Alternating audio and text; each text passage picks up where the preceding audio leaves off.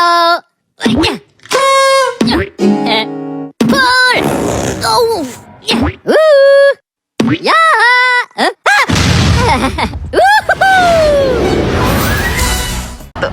Halo semuanya, kami dari kelompok 5 kelas IKMB, Dasar Kesehatan dan Produksi Keluarga, dengan dosen pengampu Bu Nurmalia Ermi, SSTMKM, akan melakukan pengukuran terkait lingkar lengan atas, lingkar kepala, lingkar dada, dan juga berat badan, disertai dengan prinsip-prinsip pengukurannya. Stay tune! Buku KIA atau Kartu Ibu dan Anak adalah sebuah buku catatan yang diberikan oleh pemerintah Indonesia kepada setiap ibu hamil atau pasangan suami istri yang baru saja memiliki bayi.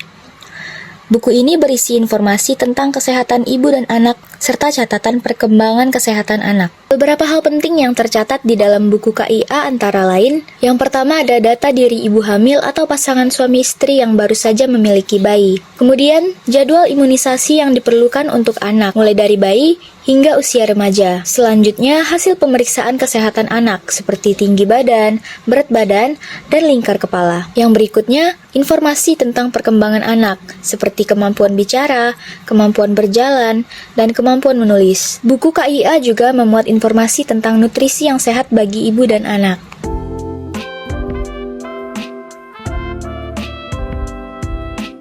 Dalam melakukan pengukuran panjang pada bayi, hal yang harus diperhatikan antara lain, bayi tidak memakai atribut yang sekiranya akan membuat rancu pengukuran seperti sepatu, topi, ataupun jaket atau hoodie. Kemudian dalam melakukan pengukuran bayi, kepala bayi harus berada pas di ujung alat infantometer, kemudian pembatas alat pas berada pada kaki bayi dalam keadaan tegak lurus. Kemudian dalam melakukan penimbangan berat badan bayi, pastikan timbangan berada di titik 0, kemudian letakkan bayi pada timbangan dan tunggu hingga timbangan memberikan hasilnya setelah stabil.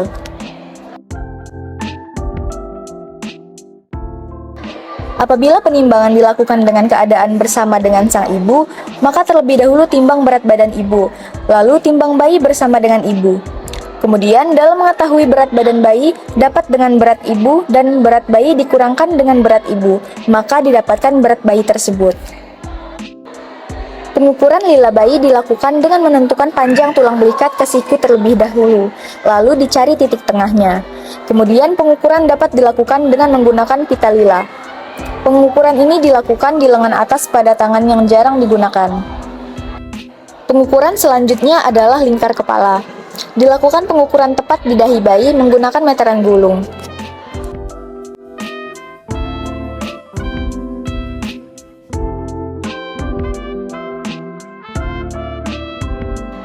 Dalam pengukuran lingkar dada, dilakukan tepat pada puncak dada sang bayi. Dalam melakukan pengukuran lingkar perut bayi, dilakukan tepat di pusar bayi.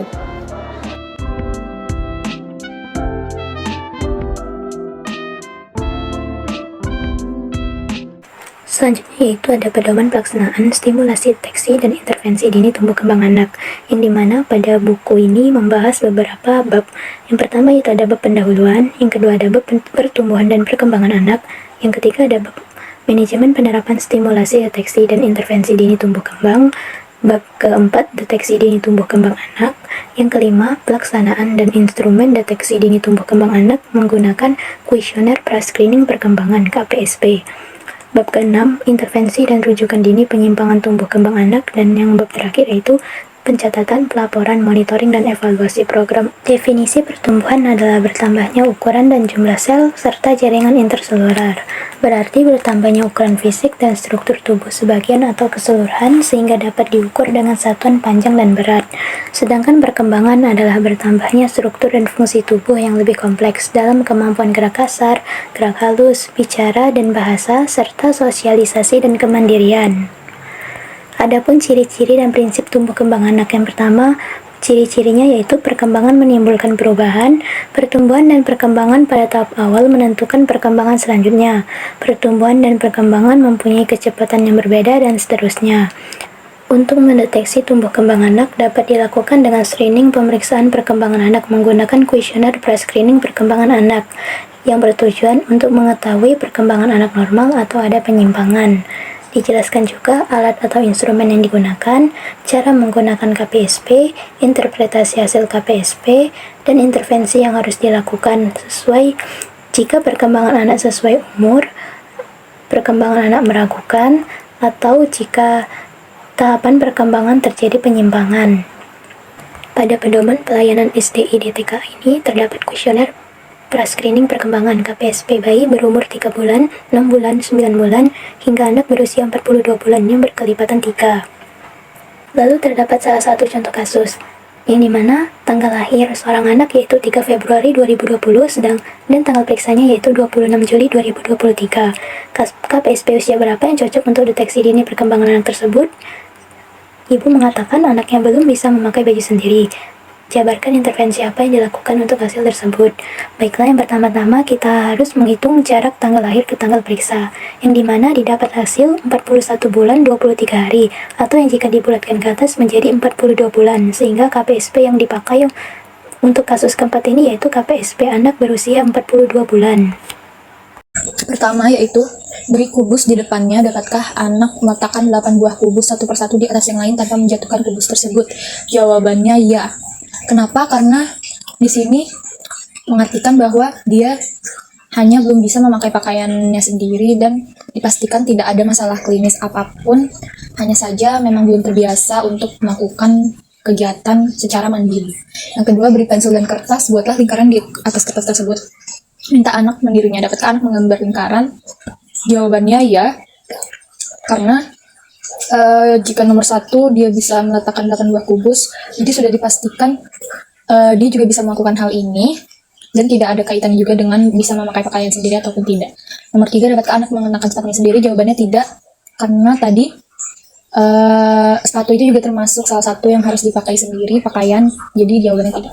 Nomor 4, dapatkah anak mengayuh sepeda roda 3 sejauh sedikitnya 3 meter? Jawabannya ya.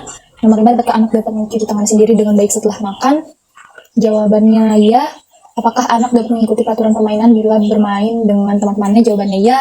Dapatkah anak mengenakan celana panjang, kemeja, baju, atau kaos kaki tanpa dibantu? Jawabannya tidak, karena itu sesuai dengan masalah yang didapati anaknya. Nomor 8, suruh anak berdiri satu kaki tanpa berpegangan. Jika perlu, tunjukkan caranya dan beri anak Anda kesempatan melakukannya 3 kali. Dapatkah ia mempertahankan keseimbangan dalam waktu 2 detik atau lebih?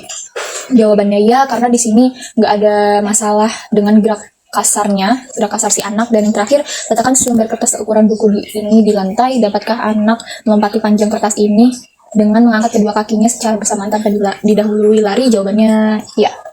Jumlah jawabannya dari hasil KPSP tadi yaitu sebanyak 7, artinya perkembangan anak meragukan. Bila perkembangan anak meragukan, lakukan tindakan berikut. Yang pertama, beri petunjuk pada ibu agar melakukan stimulasi perkembangan pada anak lebih sering lagi, setiap saat dan sesering mungkin.